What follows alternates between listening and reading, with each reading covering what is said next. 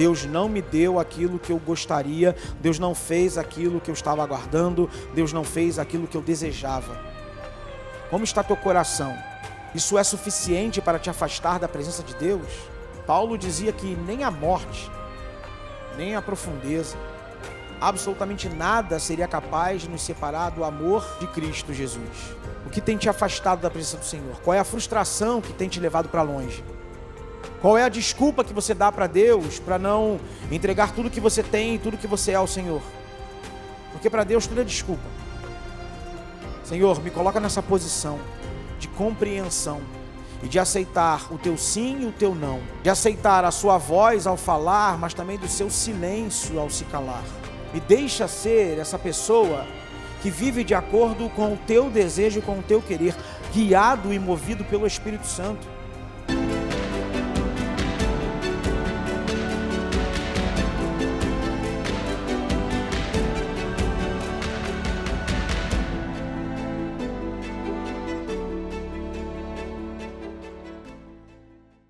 E a gente vai bater um papo e entender o que Deus quer ministrar aos nossos corações nessa noite. Amém?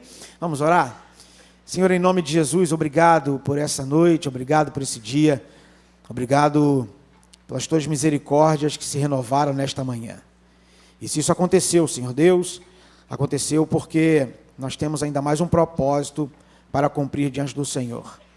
Então nós te agradecemos por isso, e que nessa noite o Senhor possa ministrar ao coração dos meus irmãos da mesma forma como o Senhor ministrou no meu coração e mexeu com o meu interior, com o meu espírito, e que da mesma forma eu clamo para que o Senhor faça da mesma forma com os meus irmãos nessa noite.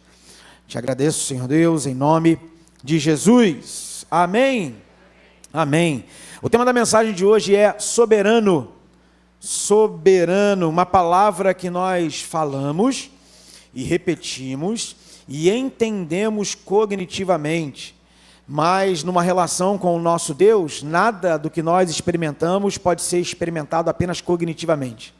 É fundamental que nós experimentemos o nosso Deus numa prática diária, numa prática cotidiana. E antes de iniciar a mensagem, eu quero dizer aos adolescentes que a igreja está cheia, jovens e adolescentes, a igreja está cheia hoje. Então, primeiro que pestanejar, já sabe, né? Eu preciso contar para vocês. Nós estávamos lá, né, e obviamente alguns cultos eram mais tarde, né? E o pessoal cansado do dia inteiro de atividade. Então tem aqueles que gostam de orar no meio da mensagem, né? Aquela oração longa, né? Do nada tem um pessoal que está aqui, daqui a pouco faz assim, ó. Uma oração estranha, que o corpo fica meio torto. E aí nós combinamos que quando isso acontecesse e eu visse quem estivesse orando desse jeito, eu ia fazer um sinal e nós iríamos bater palma no momento em que isso acontecesse. Então tivemos casos assim hilários, de pessoas que acordavam e batiam palma junto. Pessoas que acordavam e faziam assim. O pessoal estava em trânsito, dormindo mesmo profundo. Então hoje, caso alguém durma, já sabe que a igreja está cheia, as palmas vão ser efusivas nesse tempo. Bem, a palavra do Senhor diz assim: a terra e tudo o que nela há são do Senhor. O mundo e todos os seus habitantes lhe pertencem, pois sobre os mares ele edificou os alicerces da terra, e sobre as profundezas do oceano a estabeleceu. Soberano, uma palavra que nós talvez não entendamos ela na nossa prática cotidiana e a importância de compreendê-la e viver uma vida baseando na soberania do nosso Deus. Eu queria que você pegasse seu telefone celular nesse tempo e digitasse aí no Google soberano. Digita aí. Soberano. Diz assim o Google, usando como referência o dicionário Oxford. Soberano é aquele que exerce o poder e a autoridade supremos, que detém o domínio, dominador, influente, poderoso ou potente nos seus atos e efeitos. No sentido figurado, que atinge o mais alto grau, excelente no seu gênero, excelso, notável, magnífico, supremo. Por acaso alguma dessas características foge de quem é o nosso Deus? Sim ou não? Não, o nosso Deus é isso e muito mais, para além do que nós podemos pensar. Esse é o nosso Deus, um Deus que é soberano sobre tudo e sobre todos. Então, entrando aqui na história de preparação do hiato, estávamos nos preparando e ao longo dos últimos meses, né, temos de verdade olhado para aquilo que é fundamental quanto Religue, entendendo que o hiato é um projeto primeiramente espiritual. E orando por isso, orando, e faltando 2 semanas para o hiato, começa aquele pessoal que nem é um pouquinho ansioso. 2 semanas para o hiato, o pessoal começa a ver na internet qual vai ser o clima-tempo. O pessoal começa a querer saber como é que vai estar o tempo, como é que vai ser, como é que não vai ser. E aí somos tomados pela primeira notícia de que a previsão era de chuva intensa de quinta-feira até domingo. E todos os dias eu recebia uma informação no grupo dizendo: pastor, não mudou nada, vai chover os 4 dias. Pastor, olha, aumentou, agora é 100% de chance de chuva. E obviamente, a gente crê em um Deus que é soberano sobre todas as coisas. Então a minha palavra sempre era: o Senhor sabe qual é o melhor. O Senhor sabe o dia que vai chover, e o Senhor sabe o dia que não vai chover. O Senhor sabe também do nosso coração, nós vamos orar. Queremos dias de sol, dias ensolarados. Mas se aprover ao Senhor nos trazer chuva, nós iremos fazer tudo com chuva. E obviamente, quando a gente faz um planejamento para estar no acampamento, para estar no sítio, quem conhece o nosso sítio sabe o quanto ele é bonito, belo, verde, um lugar que desce, sobe, lugar apropriado para a gente fazer tobogã com lona, com, né, uma coisa linda. É um lugar maravilhoso e se torna muito mais maravilhoso. De vez em quando, gente, eu vou fazer algumas piadas internas aqui, só a juventude vai rir, tá? Não se sintam deslocados não, tá? É igual quando a gente conta alguma coisa lá da década de 80 e só a gente entende e eles ficam voando. Então, agora é o momento deles. Então, nosso sítio é um lugar muito belo, muito maravilhoso. E o sol faz dele mais bonito ainda. Um sol, um dia brilhante, um dia azul, belo, faz daquele lugar um lugar mais maravilhoso ainda. E então, cada vez que nós recebíamos a notícia de que ia chover, era como um balde de água fria. Mas o Senhor sabe. Então, nós nos preparamos para usarmos todas as áreas do sítio. E quando eu falo todas as áreas do sítio, são todas as áreas do sítio. Pensamos em fazer pelo menos 3 cultos na área externa, embaixo da árvore. Botamos instrumento e uma porção de coisa, tal. Quando, no meio da tarde, a gente começa a entrar em contato com o pessoal na quinta-feira, como é que está chegando, a gente olha, alguém faz a filmagem, não lembro quem foi, tudo coberto com lona, um desespero, porque a chuva estava descendo e não podia molhar o equipamento, eles tomando cuidado, lá, uma preocupação. Falei, gente, calma, fica tranquilo, não vai chover quando a gente chegar aí, quando a gente chegar aí vai tá tudo bem. Ah, mas como é que você sabe? Deus sabe. Deus sabe o que a gente quer, que é importante hoje, vai ser assim. E obviamente com uma autoridade que vem do Espírito Santo, não é de mim, é fato. E então chegamos lá e não estava chovendo. Não estava chovendo, tinha parado de chover, vamos fazer o culto. Faz o culto, vamos lá, cantando aquela animação toda, fogos, bate palma, bagunça, tal. E eu começo a olhar, falei, eu acho que vai começar a chover agora. Gente, ó, vamos começar a se preparar aí. E aí demos uma palavra breve, dito e feito. A chuva começou a cair, tampa tudo, cobre, sobe com o pessoal, enfim. Fizemos muitos planos. Planejamos muita coisa para as áreas externas. Mas eu preciso dizer que nem todas elas aconteceram como nós queríamos, porque choveu. E choveu não foi pouco não, hein? Choveu muito. E a primeira coisa que me traz à memória é como eu reajo quando as coisas não saem como eu quero. Como eu reajo diante de um Deus que eu digo que é soberano sobre tudo e sobre todos. Como eu reajo diante de um Deus que eu digo que é soberano, que tudo que existe na terra pertence a Ele, o mundo e os habitantes, como é que eu estou diante deste Deus, quando eu faço o planejamento e os meus planos são totalmente frustrados?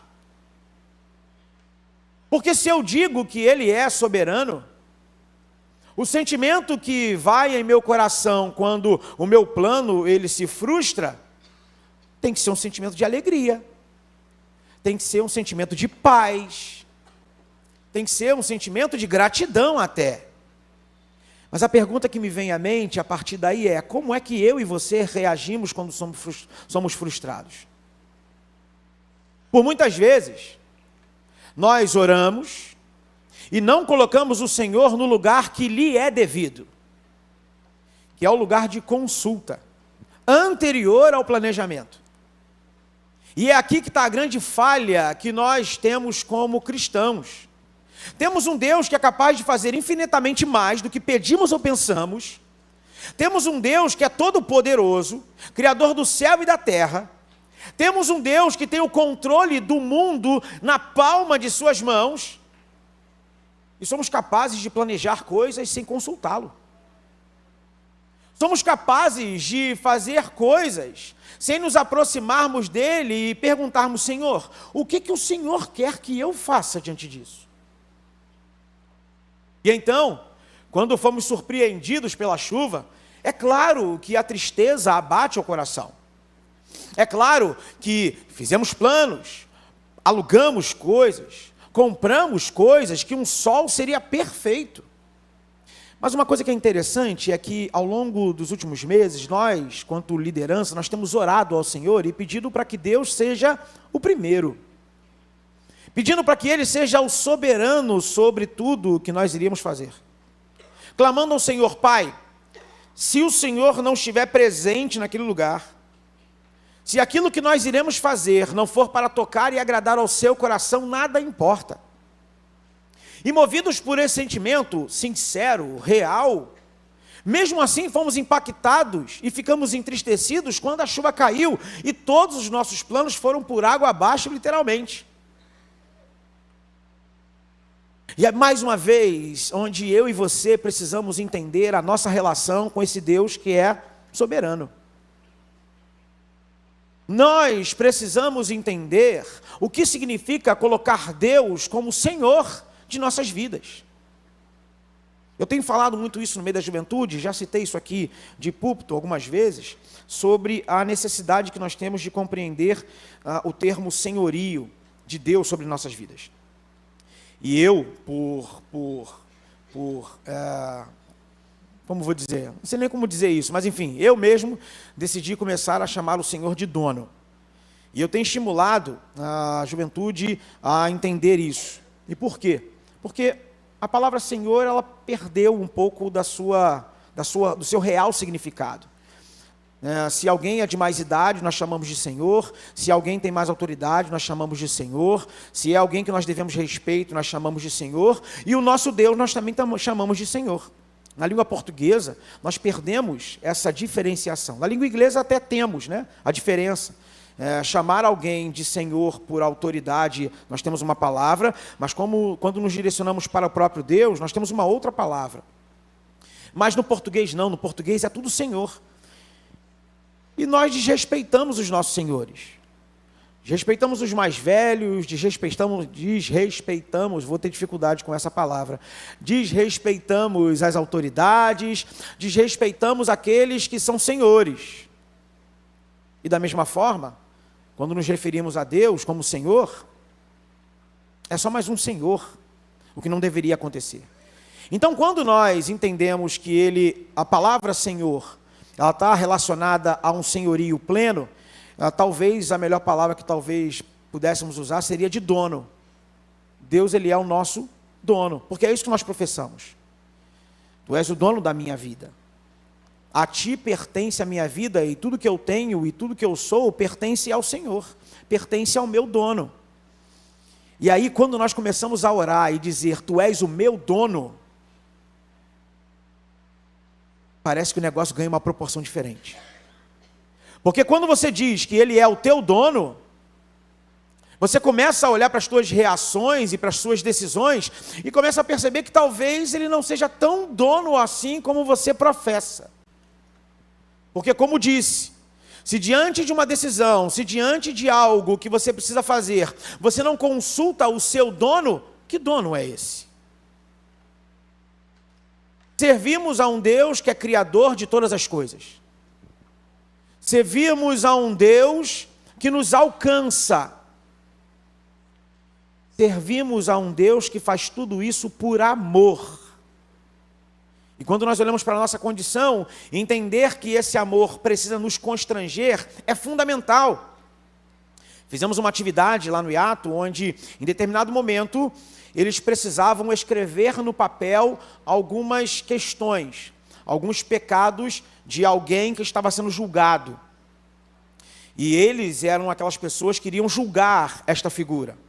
Então eles escreviam no papel cada pecado relacionado a cada sentido. O que se falava, o que se ouvia, o que se via, o que se tocava e o que se pensava. Apesar de não ser um dos sentidos, né, daqueles 5 que nós conhecemos, ele foi estruturado em cima de uma outra realidade, uma realidade judaica. Então, por isso que tem a mente aí dentro dessa dinâmica. Mas eles eram aqueles que iriam julgar aquela figura. E eles escreviam no papel uma série de pecados.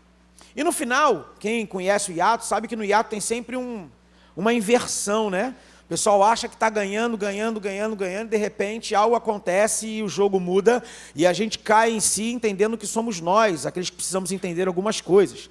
E não foi diferente nesse ato. Quando eles viram o papel e leram o papel do que estava escrito, eles perceberam que quem estava sendo julgado eram eles mesmos.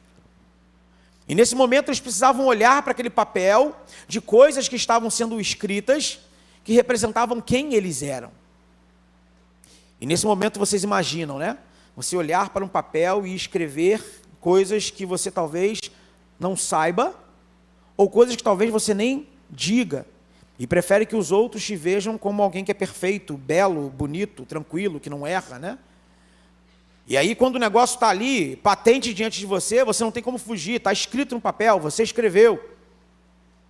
E nesse momento em que você percebe a sua humanidade diante de você, no momento em que você sinceramente se olha e percebe a sua fragilidade quanto pecador, é nesse momento que o amor de Deus nos constrange. Porque quem morreria por um pecador como eu e você? Quem morreria por alguém que todos os dias peca, erra o alvo, se comporta como não deve, fala o que não deve, pensa o que não deve? E nesse momento em que nós sinceramente estamos diante de nós, de quem nós somos, como diante de um espelho, o amor de Deus nos constrange. E é nesse momento que nós convidamos a Cristo para ser o nosso dono. Porque percebemos que uma vida conduzida por nós mesmos tende ao fracasso. Uma vida conduzida pela nossa carnalidade aponta numa direção de morte, como a própria Bíblia diz, que o salário do pecado é... Uma vida que é conduzida pelo meu querer me leva a lugares e a caminhos tortuosos. E eu preciso me render à soberania do Senhor. Eu preciso nesse momento reconhecer quem eu sou e dizer: Pai, eu me arrependo. Eu estava longe e o Senhor me encontrou. Eu estava longe e nesse momento eu entendo que aceitar a Cristo como dono da minha vida é a melhor coisa que eu tenho que fazer. E nós ganhamos de presente esse dono, que é criador de tudo. E edificou os alicerces da terra, que botou o mar em seu lugar, e é esse Deus todo-poderoso que, como diz a palavra, inclina-se para ouvir o nosso clamor, e na figura do Espírito Santo habita em nossos corações. Isso é lindo, isso é belo, e deve ser constrangedor, porque nós não somos merecedores. E então, quando declaramos a soberania de Deus sobre as nossas vidas, e esse Deus faz aquilo que nós queremos, é maravilhoso. Oramos para não chover em determinados dias e não choveu, que maravilha! Oramos para alcançar o tão sonhado concurso público e alcançamos, que maravilha! Oramos para ter um casamento abençoado, que maravilha! Deus é tremendo. Agradecemos a Deus quando somos curados. Que coisa maravilhosa experimentar um milagre que vem direto da mão do Senhor. Que soberania linda de Deus sobre todas as coisas. Mas e quando Deus nos frustra? Que sentimento aparece em seu coração? Como uma criança mimada, nós reclamamos de Deus. Ficamos chateados com Ele. Deixamos de orar, deixamos de ler a Bíblia. Deixamos de ouvir os louvores que nos impactam simplesmente porque o mesmo Deus que é soberano para fazer as coisas que nos abençoa, naquele momento usou sua soberania para nos frustrar. Precisamos amadurecer. Precisamos amadurecer. Porque assim como os nossos filhos, aqueles que os têm, crianças pequenas que querem que suas vontades sejam satisfeitas o tempo todo, assim somos nós. E é maravilhoso quando Deus nos frustra. É maravilhoso quando Deus nos frustra, desde que você esteja disposto a estar sincero diante de Deus. É maravilhoso quando Deus nos frustra, quando você está pronto para ouvir a voz de correção do Senhor. Fomos frustrados em muitos planos nesse final de semana. E os nossos corações foram colocados diante do altar do Senhor, porque ficamos tristes e chateados. Poxa, choveu, né? E naquele momento nós entendemos que a ação de Deus nos frustrando mostra muito mais quem nós somos, fala muito mais dos meus sentimentos e de como eu estou diante do Senhor, do que sobre quem Deus é, porque Ele continua sendo quem Ele é. Continuará abençoando e continuará frustrando. E nós precisamos aprender a conviver com esse Deus. E não duvidar do amor dEle quando Ele nos frustra. E quando Ele não responde ao nosso clamor, ou quando Ele não faz as coisas como nós imaginamos que deveriam ser feitas. Porque eu tenho plena convicção que se aquele culto de ontem à noite fosse feito ao ar livre, talvez nós não experimentássemos aquilo que nós experimentamos naquele lugarzinho apertadinho ali. 136 pessoas naquele espaço nosso. Cabe. Mas você sabe, né? Adolescente jovem é expansivo, né? Então, eles querem sentar, mas ninguém ficou sentado, todo mundo de pé, adorando ao Senhor, de joelho. Foi um mover de Deus sobrenatural. Mas simplesmente porque naquele momento em que nós fomos frustrados, nós entendemos quem é o dono de todas as coisas. No momento em que nós somos frustrados, nós entendemos sobre a mão de quem está o controle de todas as coisas. E percebemos o quão pequenino nós somos, o quão frágeis nós somos. E precisamos mais uma vez nos render ao Senhor. Nessa noite, talvez você esteja passando por um processo e por um tempo de frustração. Um tempo talvez em que você tenha orado e Deus disse não para você. E no momento em que Ele disse não, e dá a chupeta. E Deus, como um Pai amoroso, Ele aceita a nossa reclamação. E com muito amor e carinho, Ele toca em nós. E Ele diz, acalme-se. Aquieta teu coração, está tudo no controle. Eu sei qual é o melhor para você. E os planos que Deus tem para você não são planos de fazer sofrer. São planos de paz. São planos de fazer prosperar. E mesmo sabendo desta verdade, é tão difícil se render à soberania do nosso Deus. Mas nós precisamos aprender. Precisamos aprender a nos render. Precisamos deixar de ser um povo de dura cerviz. Por vezes criticamos o povo de Israel. Como é que pode? A Aline até, acho que foi a Aline que citou isso na mensagem, né? Que ela, posso citar isso? A Aline, na mensagem que compartilhou conosco lá, ela falou que durante muito tempo ela não concordava com o povo de Israel. Como é que pode esse povo ver a coluna no céu e ver o mar se abrindo, o pão, como é que pode esse pessoal não obedecer a Deus? E aí Deus chamou ela para uma conversa. Vem cá, filha, deixa eu te mostrar um negócio. E rapidamente ela entendeu o que ela precisava entender diante do Senhor. Mas esses somos nós. A gente critica o povo de Israel, como é que pode? É porque quando a gente lê a Bíblia, a gente pega uma página, está no ano 457 a.C., e aí a gente vira a página, a gente acredita que está no ano 457 a.C., dia 2º. E a gente esquece que há uma cronologia, há um tempo nesse lugar aqui. E aí, às vezes, quando a gente lê um texto, o outro texto, a gente está tendo acesso, sei lá, um ano do que aconteceu. Às vezes menos, dia seguinte, depende de como a estrutura do texto, mas às vezes acontece isso. E somos levados a acreditar que, não, o povo, como é que pode? Ontem o povo está assim e agora o povo está fazendo isso? Não, tem um tempo. Nós pecamos às vezes porque a gente vai baixando a guarda. A gente vai entrando num nível de comodidade e a gente vai baixando a guarda.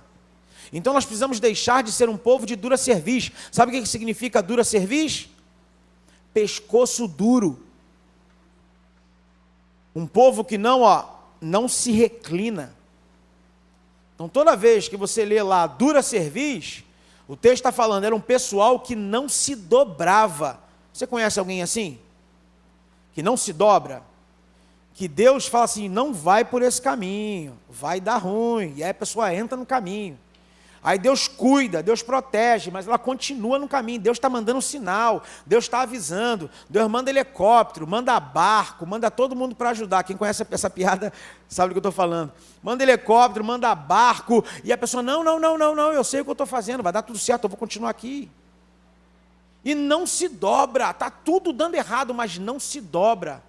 Vive uma vida de sofrimento, mas o pescoço está aqui, inteiro, duro. Porque não quer se curvar àquele que é soberano e que diz para você que não tem plano de maldição para a tua vida, tem plano de bênção. O que te falta? Eu tenho orado ao Senhor e tenho pedido ao Senhor, não permita que eu precise chegar a lugares profundos de dor para entender a tua vontade. Porque não precisa disso. Você não precisa sofrer para aprender as bênçãos, para aprender o que o Senhor quer te ensinar, não. Não precisa. Às vezes se torna necessário, porque a gente não quer se curvar, não quer aprender, não quer se dobrar, aí Deus fala, então vai, vou te ensinar lá na frente, depois que tu sofrer, tudo tem que sofrer. Mas antes disso, Deus nos chama a sermos obedientes, a andarmos sob a soberania de Deus. O meu chamado nessa noite é para convidar você a estar nesse lugar.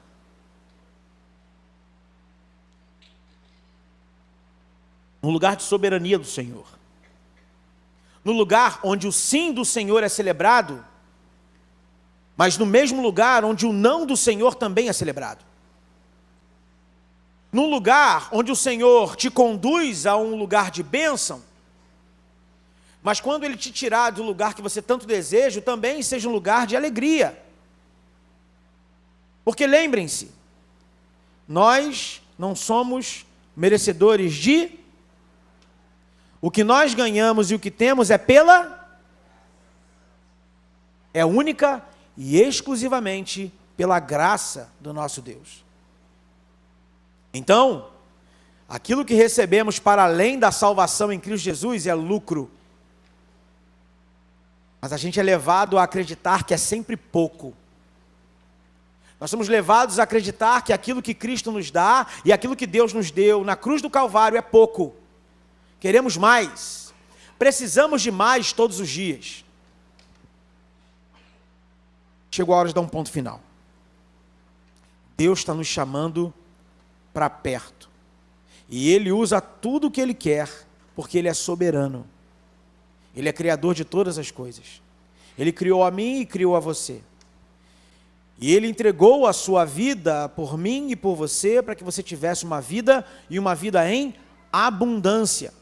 Mas para isso precisamos estar sob a soberania do nosso Deus. Não como crianças mimadas que são frustradas quando nosso pai diz não. Quem é você nessa noite? Você é aquele que aceita a condução de Deus? Ou é aquele que se frustra e fica entristecido quando Deus diz não e fica muito feliz quando Deus diz sim. E eu não estou dizendo que não tem que ser assim, tá bom? A gente fica triste sim, e eu não estou aqui querendo anular os sentimentos que nós temos, porque Deus nos fez com esses sentimentos. Temos que vivenciá-los, temos que senti-los. Eu não estou sendo superficial a esse ponto. Eu estou te falando daquele sentimento que fica, aquele sentimento que te afasta de Deus quando você é frustrado. É nesse sentimento que nós temos que estar, é nesse sentimento que nós temos que atacar. Amar ao Senhor sobre todas as coisas. Ter uma vida de gratidão ao Senhor. Ter uma vida que se coloca diante de Deus e diz: Pai, obrigado por tudo que o Senhor me deu, obrigado por tudo que o Senhor me tirou. Chegar a esse nível talvez seja o mais difícil. Mas o Senhor nos convida a vivermos dessa maneira. Para vivermos e experimentarmos as delícias que estão à mão direita do nosso Deus. Para aqueles que obedecem, porque a palavra de Deus diz que aqueles que obedecem experimentarão as maravilhas desta terra, reservadas àqueles que obedecem ao Senhor. O convite de Deus nessa noite é para que Ele seja soberano sobre a tua vida. Não só soberano sobre a vida daqueles que um dia aceitaram a Jesus, mas soberano sobre aqueles que ainda não tiveram essa oportunidade.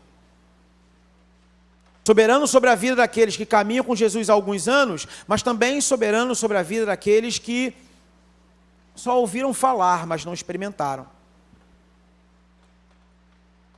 E talvez nessa noite você esteja no lugar da frustração, como eu disse.